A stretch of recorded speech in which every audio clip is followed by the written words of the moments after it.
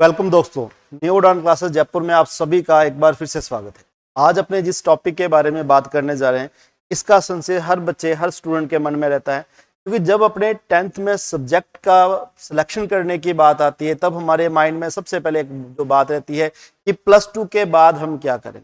Mostly student ये पसंद करता है कि वो medical, non medical, commerce, arts इस स्ट्रीम में जाए, लेकिन उसके बाद क्या है, उसके बाद कौन सा फ्यूचर है, ऐसे कौन कौन से स्ट्रीम है जिसमें हम अच्छा कर सकते हैं। आज की ये जो वीडियो है ये स्पेशली अपने दैट बोले तो +2 एग्रीकल्चर के जो स्टूडेंट्स हैं उनके लिए लेके है कि +2 में अगर हम एग्रीकल्चर सब्जेक्ट्स का सिलेक्शन करते हैं तो उसका हमें सच में फायदा होगा या नहीं, या फिर सिर्फ ये है कि हाँ सब्जेक्ट है, एग्रीकल्चर सब्जेक्ट हमने ले लिया, आगे हम क्या करें। बहुत सारी गोल्डन अपॉर्चुनिटी होती हैं इसके अंदर अगर हमारे पास +2 में एग्रीकल्चर सब्जेक्ट है तो। 10th के बाद 11th के बाद 12th आरबीएसई या सीबीएसई बोर्ड, इसके बाद कुछ एग्जाम होते हैं, उन एग्जाम के बारे में ही स्टूडेंट्स को नहीं पता होता कि उनमें से कौन सा एग्जाम सबसे अच्छा रहेगा और क्यों अच्छा रहेगा। आज हमने उन्हीं के बारे में डिस्कस करना है। अगर मैं बात करूं राजस्थान की, हर स्टेट में अलग अलग एग्जाम होता है। अगर मैं सिर्फ आज राजस्थान की बात करूंगा, नेक्स्ट जितने भी स्टेट्स की है उसकी अपने नेक्स्ट वीडियो में बात करेंगे, ठीक है। आपका किसी भी प्रकार का कोई भी डाउट हो तो आप कमेंट बॉक्स में कमेंट कर सकते हैं, आपको उसका रिप्लाई। देखिए, अगर अपने सिंपल सी बात करते हैं कि हमें +2 में एग्रीकल्चर लेना चाहिए, देखिए अगर मैं बात करूं कि जिस स्टूडेंट के पास मैथ या बायो, जो अच्छा फिजिक्स पढ़ सकता है, अच्छा मैथ पढ़ सकता है, तो मैं भी यही बात बोलूंगा कि सबसे पहले आप फिजिक्स, केमिस्ट्री, मैथ में जाइए, इंजीनियर बनिए। उसके बाद आप मेडिकल लाइन में जाइए, मेडिकल के अंदर भी अच्छी अपॉर्चुनिटी है। अगर कोई व्यक्ति जिसको कोई स्टूडेंट ऐसा होता है, हर किसी का जो सब्जेक्ट की बात करें, मैथ है या फिजिक्स है, वो इतना स्ट्रॉन्ग नहीं है और वो चाहता है कि नहीं उसको साइंस फील्ड में ही, उसके लिए सबसे अच्छा सब्जेक्ट मैं एग्रीकल्चर ही मानता हूं। आर्ट्स और कॉमर्स भी बहुत सब्जेक्ट हैं भाई, ऐसा नहीं है आर्ट्स और कॉमर्स के अच्छे में से आईएएस, आईपीएस वगैरह और भी बहुत सारे जो पदाधिकारी हैं वो इसी में से निकलते हैं। लेकिन आज अपने साइंस की बात कर रहे हैं तो आज सिर्फ साइंस के ऊपर बात करेंगे, अपने बात करेंगे सिर्फ और सिर्फ एग्रीकल्चर के। देखिए, अगर अपने एग्रीकल्चर के बारे में बात करें,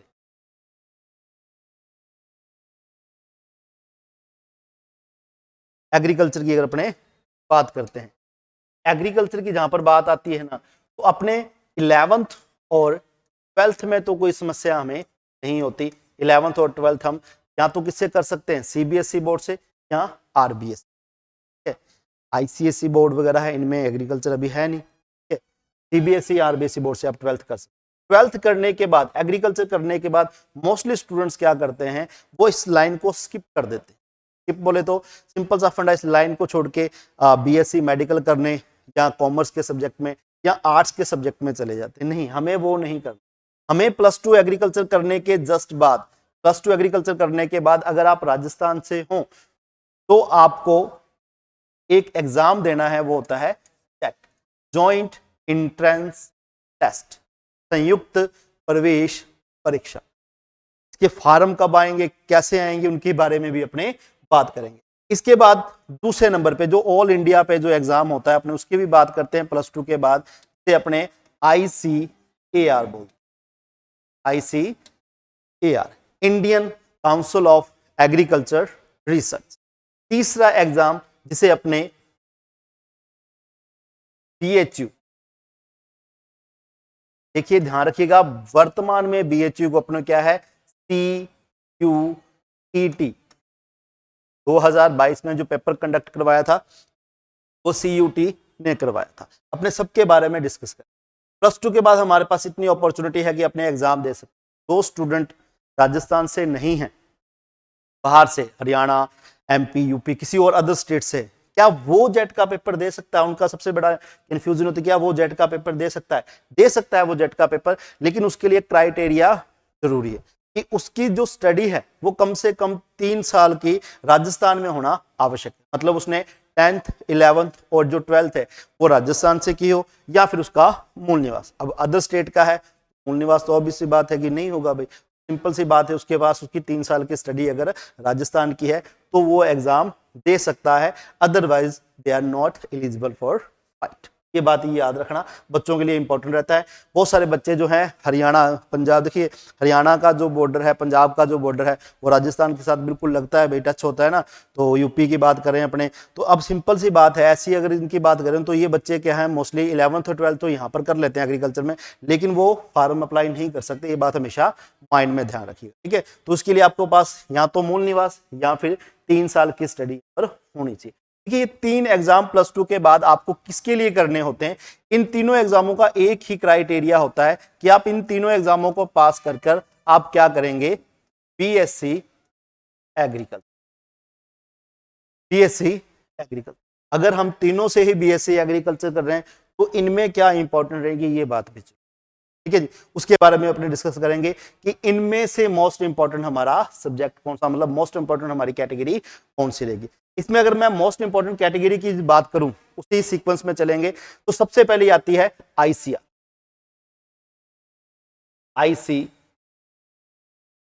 Indian council of agriculture research.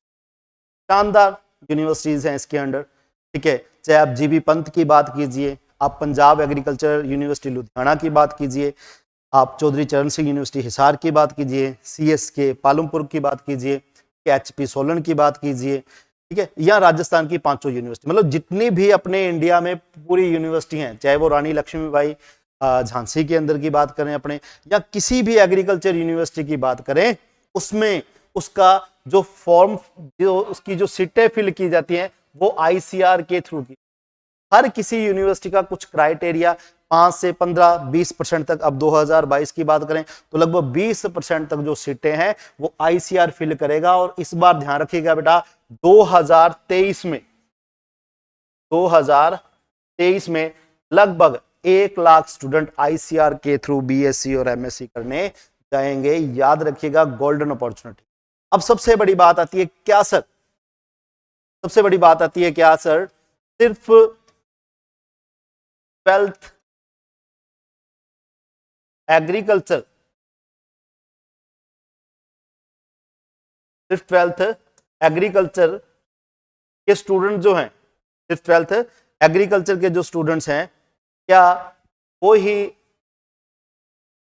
क्या एग्रीकल्चर के जो स्टूडेंट हैं सिर्फ क्या वो ही आईसीआर से बीएससी कर सकते हैं? नहीं, अगर कोई स्टूडेंट मेडिकल का है या नॉन मेडिकल, मेडिकल या नॉन मेडिकल का है, वो भी आईसीआर का फॉर्म फिल कर सकता है। और जो बच्चा नीट की, आईआईटी की तैयारी कर रहा है, ठीक है, वो बच्चा जरूर आईसीआर का फॉर्म भरेगा। उसको पता है कि अगर मेरा नीट आईआईटी में नहीं हुआ तो मैं आईसीआर के माध्यम से अच्छे कॉलेज, अच्छी यूनिवर्सिटी से डिग्री करके अपना जो फ्यूचर है उसे सिक्योर कर सकता हूं। लेकिन मेडिकल और नॉन मेडिकल के जो स्टूडेंट होते हैं वो बीएससी ऑनर्स में ना जाके डेयरी के अंदर, मोस्टली जो स्टूडेंट है टेक्नोलॉजी के अंदर, उनके अंदर जाते हैं। उनके ऊपर भी अलग से वीडियो अपने डालेंगे, ठीक है। आज अपने सिर्फ एग्रीकल्चर की बात कर रहे हैं, ठीक है। तो मेडिकल और नॉन मेडिकल के स्टूडेंट हैं, वो कैसे आईसीआर में किस किस फील्ड में जाते हैं, उसकी अगर जानकारी रहने तो कमेंट में आप बताइएगा, आपको अगली वीडियो मिल जाएगी इसकी। आज अपने एग्रीकल्चर की बात, एग्रीकल्चर में सबसे पहला जो मेरा मानना है, सबसे अच्छा जो मैं मानूंगा स्ट्रीम, उसके अंदर अगर आपको जाना है तो आईसीआर ही सबसे अच्छा प्लेटफॉर्म रहता है बीएससी ऑनर्स करने के लिए।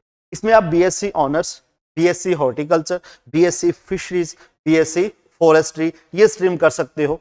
इसके सिवा आप फूड प्रोसेसिंग जो है उसका भी आप इसमें कोर्स है, वो भी आप कर सकते हो। बीए +2 में आपके पास एग्रीकल्चर होना कंपलसरी है। अगर अपने बात करें कि आईसीआर में एग्जाम का पैटर्न क्या रहता है, आईसीआर एग्जाम, अगर अपने आईसीआर के एग्जाम पैटर्न की बात करें तो देखिए, एक जो अपना पेपर होता है वो होता है एग्रीकल्चर, ठीक है जी, एग्रीकल्चर। और एग्रीकल्चर में आपको मिलेंगे 50 क्वेश्चंस। दूसरे की अगर मैं बात करूं, सेकंड वन अपना होता है केमिस्ट्री, केमिस्ट्री, इसमें भी आपको 50 क्वेश्चंस मिलेंगे। थर्ड वन की अगर मैं बात करूं तो थर्ड वन होता है अपना बायोलॉजी, बायोलॉजी, बायोलॉजी की अगर अपने बात करें, बायोलॉजी में भी 50 क्वेश्चन ही पूछे जाते हैं। अगर इनको भी अपने अलग अलग डिवाइड करें, अलग अलग डिवाइड करने का मतलब क्या है कि अगर मैं एग्रीकल्चर की सिर्फ बात करूं, इसमें 3 स्ट्रीम्स आते हैं, एक agronomy, agronomy, second one is horticulture, और थर्ड नंबर पे आता है जी डेयरी, यहां अपने बोल देते हैं एनिमल हस्बेंड्री। ये तीन सब पोर्शन आपके किस में रहेंगे, एग्रीकल्चर में रहेंगे। अगर मैं बात करूं केमिस्ट्री की, तो केमिस्ट्री को भी क्या अपने डिवाइड कर सकते हैं अलग अलग कैटेगरी में भाई। एक की अगर अपने बात करें तो organic chemistry, organic. Second one की अगर मैं बात करूं तो इनऑर्गेनिक। थर्ड कुछ पोर्शन ध्यान रखिएगा, तीसरे जिसकी मैं बात करने जा रहा हूं उसको अपने बोल देते हैं सॉइल केमिस्ट्री, सॉइल केमिस्ट्री। लेकिन पेपर में एक या दो क्वेश्चन से ज्यादा आपको सॉइल केमिस्ट्री के क्वेश्चन देखने को नहीं मिलेंगे, किसमें, आईसीआर की बात करें। और तीसरा जो आता है उसको अपने बोल देते हैं फिजिकल, फिजिकल केमिस्ट्री। ये तीन पोर्शन अपने रहते हैं। बायो की भी अगर अपने बात करें तो सभी को पता है, बोटनी की अगर अपने बात करेंगे, और दूसरा अपने जूलॉजी की बात करें, बोटनी और जूलॉजी का ये पोर्शन डिवाइड किया जाता है आईसीआर के एग्जाम के लिए। अगर आप इन दोनों तीनों सब्जेक्ट्स की अगर मैं बात करूं, एग्रीकल्चर, केमिस्ट्री, बायोलॉजी, अगर आप इसमें से 50-50% भी अपना अच्छा मार्क्स देते हैं तो आपको अच्छी यूनिवर्सिटी मिल जाती है। टॉप यूनिवर्सिटी की भी अपने बात करेंगे कि आईसीआर की टॉप यूनिवर्सिटी कौन कौन सी है। अगर मैं आईसीआर की टॉप यूनिवर्सिटी की बात करूं तो आईसीआर की टॉप यूनिवर्सिटियों में सबसे पहला जो नाम आता है वो आता है GB Pant, GB Pant, Pantnagar, Uttarakhand. Second one, देखिए आप जब काउंसलिंग करवाएंगे, फॉर्म फिल करने के बाद, एग्जाम देने के बाद, रिजल्ट आने के बाद जब आप काउंसलिंग करवाएंगे तो नॉर्मली अपने वो ध्यान रखते हैं कि जहां पर हमें आने जाने की सुविधा हो भाई, ठीक है, आसानी के साथ जा सके। बाकी आईसीआर की कोई भी यूनिवर्सिटी में आप चले जाना, एजुकेशन सभी में बहुत शानदार रहने वाली, ठीक है। सेकेंड नंबर पर मानता हूं PAU, Punjab agriculture university Ludhiana. तीसरी पे आती है चौधरी चरण सिंह सार, चौधरी चरण सिंह, ठीक है जी, चौधरी चरण सिंह सार। अगर बात करें चार नंबर, चार नंबर की अपने बात करें तो चार नंबर पे नाम आता है जी, जो हमारे लिए इंपॉर्टेंट रहती है, सेंट्रल यूनिवर्सिटी है रानी लक्ष्मीबाई एग्रीकल्चर यूनिवर्सिटी, झांसी, ठीक है जी, RLBU, ठीक है। इसके बाद अगर मैं बात करूं टॉप यूनिवर्सिटी में तो HP सोलन,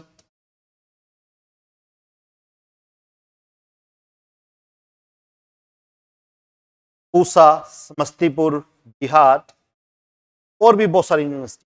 अगर अपने सबकी बात करेंगे तो अपने को 2 घंटे चाहिए सिर्फ यूनिवर्सिटी के नाम लिखने के लिए। हमारा टारगेट तो इन यूनिवर्सिटी का होना चाहिए कि इनमें हमारा सिलेक्शन हो जाए तो सबसे बढ़िया। HP सोलन का ध्यान रखना, HP सोलन की अपने बात करते हैं तो ये हॉर्टिकल्चर की यूनिवर्सिटी, ठीक है जी। इन यूनिवर्सिटियों में फायदा क्या रहता है जी, अपने जेट की बात की, इनकी बात की, तो आईसीआर में क्या बेनिफिट है हमें कि आईसीआर से ही क्यों करनी चाहिए। देखिए आईसीआर से जो भी बच्चा आईसीआर से सेलेक्ट होकर बीएससी करने जाता है, बीएससी ऑनर्स करता है, उसे स्कॉलरशिप मिलती है भाई, हर मंथ की स्कॉलरशिप, अच्छा पैकेज मिलता है भाई, ठीक है। बच्चियों के लिए तो और भी अच्छी स्कॉलरशिप मिलती है इसके अंदर, ठीक है, लगभग 5,000 रुपए के आसपास पर मंथ का स्कॉलरशिप पैकेज है। फीस की बात करोगे तो फीस बड़ी मुश्किल से 1 साल की 10,000 रुपए फीस रखती है, उससे ज्यादा आपको स्कॉलरशिप मिल जाती है। इसके सिवा बहुत सारे ऐसे प्राइवेट स्कॉलरशिप्स हैं जो आप ऑनलाइन ले सकते हैं भाई, ठीक है। ऐसा जरूरी नहीं कहते हैं ऑनलाइन फ्रॉड है, नहीं, बहुत सारी ऐसी यूनिवर्सिटी हैं, ऐसे ऐप मिल जाएंगे आपको, ऐसी चीजें हैं जिससे आप ऑनलाइन स्कॉलरशिप ले सकते हो। जो बच्चे आईसीआर से बीएससी कर रहे हैं तो ये स्कॉलरशिप भी मिलती है। तो आईसीआर का क्राइटेरिया तो इतना अच्छा रहता है कि अगर हमारा इसमें सिलेक्शन हो जाए तो कहीं देखने की आवश्यकता, क्यों, क्योंकि आईसीआर में बीएससी करने के बाद व्यक्ति मान के चलिए कि या तो वो गवर्नमेंट जॉब की प्रिपरेशन करने के लिए चला जाता है, ये भी वीडियो आपको मिलेगी भाई कि आफ्टर बीएससी हम कौन कौन सी जॉब कर सकते आफ्टर बीएससी। उसके बाद अब अपने बात करने जा रहे हैं जेट के बाद, ये स्पेशली राजस्थान के जो स्टूडेंट्स हैं उनके लिए है जेट, जॉइंट एंट्रेंस टेस्ट। इसके अंदर सभी को पता है 5 यूनिवर्सिटी हैं। सबसे पहले उदयपुर MPUT, दूसरे नंबर पे जोबनेर, ठीक है जी, श्री करण नरेंद्र कृषि विश्वविद्यालय, तीसरे नंबर की बात करें तो AU Kota agriculture university Kota. 4 number पे बात करें तो एग्रीकल्चर यूनिवर्सिटी जोधपुर, और 5 नंबर की अगर मैं बात करूं तो एग्रीकल्चर यूनिवर्सिटी बीकानेर SKRU स्वामी केशवानंद। ये 5 यूनिवर्सिटी हैं जो जेट का पेपर हर साल अलग अलग यूनिवर्सिटी कंडक्ट करवाती हैं भाई, कभी उदयपुर तो कभी जोबनेर तो कभी जोधपुर। 2022 का पेपर जोधपुर यूनिवर्सिटी ने बनाया था, उससे पहले जोबनेर ने पेपर बनाया था, उससे पहले कोटा पेपर बना रही थी, बीकानेर, उदयपुर। हर बार ये चेंज होता रहता है भाई, कोई समस्या नहीं आती। जेट की अगर अपने बात करेंगे तो जेट के अंदर भी सेम पैटर्न होता है भाई। क्या हमारे पास एक सब्जेक्ट होगा हमारा एग्रीकल्चर, सेकंड नंबर पे हमारे पास सेम केमिस्ट्री, थर्ड नंबर की बात करेंगे तो बायोलॉजी। अब देखिए इसमें सिलेक्शन प्रोसेस और आसान हो जाती है। एग्रीकल्चर तो सेम हमारी वही रहती है जो हमने 11th-12th में पढ़ी थी भाई, मतलब हमने एनिमल हस्बेंड्री, हॉर्टिकल्चर, एग्रोनॉमी पढ़ा था। केमिस्ट्री के अंदर ऑर्गेनिक केमिस्ट्री, ठीक है जी। ऑर्गेनिक के बाद अगर अपने बात करें, ऑर्गेनिक केमिस्ट्री की बात करें, उसके बाद इनऑर्गेनिक केमिस्ट्री है भाई, उसके बाद फिजिकल, और most important for the agriculture students भाई सबसे आसान सॉइल केमिस्ट्री। सॉइल केमिस्ट्री बेटा, सॉइल केमिस्ट्री की अगर अपने बात करेंगे तो सॉइल केमिस्ट्री के लगभग 10 क्वेश्चन आते हैं भाई। जेट के पेपर में 40 क्वेश्चन आने होते हैं पर सब्जेक्ट में से, इस सॉइल केमिस्ट्री के 10 क्वेश्चन आते हैं। कभी कभार 1-2 अंक आगे पीछे हो सकते हैं, बड़ी बात नहीं है, पर माना यह था कि 10 क्वेश्चन पेपर में आते हैं। बायोलॉजी के अंदर भी हमारे पास बॉटनी, जूलॉजी और एग्रीकल्चर जो बायो होती है उसमें से क्वेश्चन पूछे। ये तो हमारा छोटा सा क्राइटेरिया सिलेबस का। बाकी फुल सिलेबस की वीडियो भी आपको लिंक में मिल जाएगी भाई, अगर किसी ने फुल वीडियो देखना है कि कौन कौन सा सिलेबस कितना कितना पोर्शन रहता है तो वो भी देख पाते। अब स्टूडेंट गलती कहाँ करता है, हमारी कुछ कमियां रहती है जो हम गलती कहाँ करते हैं। हम सबसे पहले तो ये गलती करते हैं कि हम +2 करने के बाद जेट का फॉर्म फिल नहीं करते। ये 2 कारण। पहला कारण है कि हमें पता नहीं होता कि फॉर्म भरना है या नहीं भरना है, क्यों हमें जो टीचर्स हैं वो अच्छी तरह से गाइड नहीं कर पाते, कभी कभार ऐसा वैसे होना नहीं चाहिए लेकिन फिर भी। और दूसरा कारण होता है फॉर्म फीस। इस बार तो फॉर्म फीस काफी कम थी, ये तो हर बार लगभग 2800 के आसपास, जो जनरल OBC कैटेगरी उसका 2800 रुपये फीस होता है, इस बार लगभग 1200-1300 के आसपास था। तो मेन कारण ये भी हो जाता है कि हम फॉर्म नहीं भरते। दूसरा टाइमिंग पीरियड। देखिए आपका +2 के पेपर होने के बाद, जैसे ही आपके +2 के पेपर होते हैं तो 45 से 60 दिन का समय मिलता है सिर्फ आपको तैयारी करने के लिए। और मोस्टली स्टूडेंट्स या मोस्टली टीचर्स यही बोलते हैं कि बेटा 50 से 60 दिन में प्रिपरेशन नहीं हो सकती। ये ऐसा कुछ नहीं है बेटा, अगर आप मेहनत करके काम करते हो तो 45 से 60 दिन है, काफी होते हैं तैयारी करने की। आप आराम से सिलेक्शन दे सकते हो अपना। अगर आपका 11th और 12th क्या है अच्छा है तो आज से जुटना है आपको भी तैयारी करने के लिए कि हमें जेट के अंदर सिलेक्शन करवाना है, ठीक है। तो अपने को 12th के बाद 45 से 60 दिन मिलते हैं पेपर खत्म होने के बाद तैयारी करने। अब इसमें हम क्या करते हैं, हमारी वही समस्या, हम 10 दिन तो ये सोचने में निकाल देते कि जाना कहाँ है, अगर जाना है तो कौन से कोचिंग में जाना। फिर हम अगर मान लिया आप जयपुर भी आते हैं, जयपुर में 10 कोचिंग सेंटर होंगे कम से कम, ज़्यादा चाहे। अगर आप हर कोचिंग सेंटर में 2 दिन भी स्पेंड करते हो लाइक एज ए डेमो के लिए, तो आपको 20 दिन तो गए। 40 या 60 दिन मिले, 20 दिन तो आपको गए, तो आपने पहले ही मन बनाना है भाई, ठीक है। आप यूट्यूब का सहारा लीजिए, अब यूट्यूब के सहारे से आप देखिए कि कौन सी क्लासेज अच्छी हैं, किस जो अकेडमी उसकी क्लासेज अच्छी चल रही हैं, आप डायरेक्ट वहीं जाइए और अपना एडमिशन करवाइए। समय बर्बाद नहीं करना डेमो क्लासेस लगा के और वही क्लासेस लगा के, समय बिल्कुल भी बर्बाद आपने नहीं करना। जेट के अंदर देखिए, अगर हम जेट का सिलेक्शन दे देते हैं, जेट में हमारा सिलेक्शन हो जाता है। मोस्टली अगर मैं कॉलेज की बात करूं तो इस बार 29 कॉलेज नए एग्रीकल्चर में ऐड हुए हैं, बहुत सारे कॉलेज हो गए। अगर 200 के 250 के आसपास भी नंबर तो गवर्नमेंट कॉलेज आपको मिल जाता है, लेकिन हमारा टारगेट क्या रहता है, एग्रीकल्चर यूनिवर्सिटी। और एग्रीकल्चर यूनिवर्सिटी के लिए आपको कम से कम 350 नंबर की आवश्यकता होगी 480 में। ये बात भी आपने ध्यान रखनी। अब देखिए, जो व्यक्ति जेट करने के बाद BSc ऑनर्स कर लेता है, BSc एग्रीकल्चर ऑनर्स कर लेता है, उसके बाद उसके लिए बहुत सारे रास्ते। हम लोग मोस्टली अपने क्या दिमाग में आता है कि हमने जेट कर लिया, सॉरी +2 कर लिया, +2 करने के बाद हम क्या करेंगे, एग्रीकल्चर सुपरवाइजर की तैयारी करेंगे। अच्छी बात है भाई, एग्रीकल्चर सुपरवाइजर की प्रिपरेशन करना भी बहुत अच्छी बात है, लेकिन हमारे पास ग्रेजुएशन हो वो भी बहुत ज्यादा आवश्यक है, ठीक है। तो +2 जस्ट करने के बाद हमने क्या करना है, जेट की प्रिपरेशन करनी है, या फिर ICR की प्रिपरेशन करनी है, या फिर हमने क्या करना है, BHU का प्रिपरेशन करना है। सिलेबस ऑलमोस्ट सभी का सेम होता है, 19-21 का फर्क जरूर होता है। कुछ टॉपिक केमिस्ट्री के अंदर अपने या बायो की बात करें तो आईसीआर में कुछ ज्यादा होते हैं, और जेट के अंदर जो एग्रीकल्चर वो लगभग सभी की तीनों की क्या रहती है, एक जैसी ही रहती है। तो कोई समस्या नहीं, सिर्फ फॉर्म भरना और अपने क्या करनी है, उसकी प्रिपरेशन करनी है भाई, ठीक है। अब देखिए जी, जेट में हमारा सिलेक्शन होने के बाद जब काउंसलिंग आती है तब सबसे बड़ी समस्या आती है। मोस्टली क्या होता है, स्टूडेंट तैयारी करके गया, तैयारी करने के बाद उसने काउंसलिंग के बारे में सोचा नहीं कि काउंसलिंग कहाँ से करवानी है और कैसे करवानी, वहां पर वो आके सबसे बड़ी समस्या, अच्छे नंबर होने के बावजूद भी वो प्राइवेट कॉलेज में चला जाता है। ऐसा नहीं है कि प्राइवेट कॉलेज में क्या है कि एजुकेशन अच्छी नहीं है, एजुकेशन अच्छी है, लेकिन गवर्नमेंट यूनिवर्सिटी वो गवर्नमेंट यूनिवर्सिटी ना, उसका विशेष ध्यान रखना है। तो आपको न्यू उड़ान क्लासेस में आपको सारी सुविधा मिलेगी भाई, आपका तैयारी से लेकर फार्म भरने से लेकर आपकी पेपर देने की व्यवस्था, पेपर देने के बाद आपकी काउंसलिंग की टोटली A to Z जिसकी अपने बात करेंगे, काउंसलिंग तक, जब तक आपका काउंसलिंग का रिजल्ट नहीं आता तब तक की सारी जिम्मेवारी न्यू उड़ान क्लासेस जयपुर की होती है भाई। लेकिन जुड़ना पड़ेगा आपको, उसका कैसे फॉर्म भरना है, कब फॉर्म भरना है, ठीक है, कैसे पेपर, कब पेपर देना, क्या क्या सामान आपको पेपर के लिए चाहिए, कौन कौन सी आईडी लेके जानी है, हर प्रकार की सुविधा आपको प्रोवाइड करवाई जाती है भाई न्यू उड़ान क्लासेस की तरह। तो ये आप बात हमेशा ध्यान रखिए भाई, ठीक है जी। अगर हमारा जेट आईसीआर बीएचयू तीनों में से कोई एक सिलेक्शन किसी में भी हमारा सिलेक्शन होता है तो फर्स्ट प्रेफरेंस हमारी आईसीआर का रहता है, सेकंड प्रिपरेशन में आप बीएचयू, और थर्ड में आप क्या रखोगे, जेट रखोगे। ये ध्यान रखिए, ऐसा नहीं है कि जेट अपने बात करें कोटा या इसकी बात करें तो यूनिवर्सिटी अच्छी नहीं, बहुत शानदार यूनिवर्सिटी है। आईसीआर से बहुत सारे अदर स्टेट से बच्चा जो है कोटा में, उदयपुर में, जोबनेर या अपने जोधपुर की बात करें वहां स्टडी के लिए आते हैं। लेकिन हमारा टारगेट क्योंकि अगर आप आईसीआर की प्रिपरेशन करते हो तो इन दोनों की प्रिपरेशन ऑटोमेटिक ही हो जाती है। सिलेबस आईसीआर का ही सबसे अच्छा, सबसे ज्यादा होता है। बीएचयू का पेपर इस बार आपको पहले बता दिया, सीयूटी करना शुरू कर दिया भाई, सीयूटी पेपर लेता है। तो ये आपको जेट की अगर प्रिपरेशन करनी है और आईसीआर बीएचयू की प्रिपरेशन करनी है तो न्यू उड़ान क्लासेस जयपुर के साथ आप बने रहिए। नए बैच ऑफलाइन और ऑनलाइन दोनों मोड पे शुरू हो रखे हैं भाई। और अगर आपको किसी भी चीज की आईसीआर जेट सुपरवाइजर के रिगार्डिंग कोई भी जानकारी चाहिए तो आप कमेंट कीजिए, आपको उसका रिप्लाई भी मिलेगा और उसके रिगार्डिंग आपको वीडियो भी मिलेगी। तब तक के लिए धन्यवाद, आपका दिन, थैंक यू।